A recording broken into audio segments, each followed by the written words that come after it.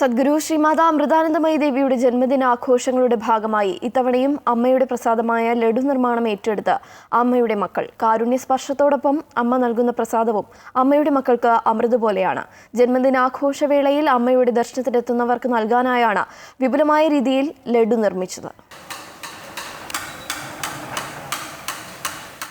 ഏറെ നാളുകൾക്ക് മുന്നേ തുടങ്ങിയ അമ്മയുടെ ജന്മദിനാഘോഷ ഒരുക്കങ്ങൾ. അമ്മയുടെ മക്കൾക്ക് ഇത് ഒരു ഉത്സവമാണ്. സമൂഹത്തിന് കാരുണ്യം ചൊരിയുന്ന അമ്മയോട് നന്ദി പ്രകടിപ്പിക്കുകയാണവർ.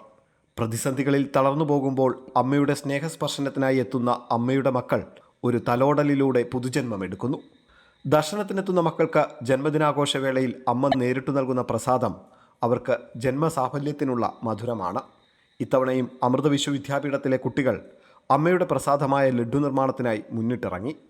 കഴിഞ്ഞ കുറേയേറെ വർഷങ്ങളായി ഇതൊരു ജന്മനിയോഗം പോലെ ഏറ്റെടുത്ത് ഇതിനായി മേൽനോട്ടം വഹിച്ചു വരുന്നത് Amrita university student affairs chairperson കൂടിയായ പ്രൊഫസർ ARG മേനോനാണ്. ഈ പ്രസാദമായിട്ട് നമ്മൾ തയ്യാറാക്കുന്ന ലഡു ഓരോന്നും അമ്മയുടെ കയ്യിൽ കൂടി ഭക്തരുടെ കൈകളിലേക്ക് എത്തുകയാണ്.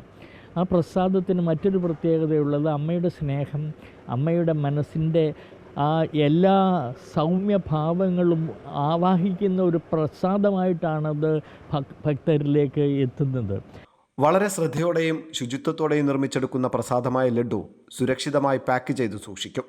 ജന്മദിനാഘോഷവേളയിൽ അമ്മയുടെ ദർശനത്തിനായി എത്തുന്ന മക്കൾക്ക് ഈ പ്രസാദം അമ്മ പകർന്നു നൽകുമ്പോൾ ഇതിൻ്റെ പിന്നിൽ പ്രവർത്തിച്ച അമ്മയുടെ മക്കൾക്ക് അതൊരു ജന്മസാഫല്യം കൂടിയാണ്. അമൃത ന്യൂസ്, കൊല്ലം.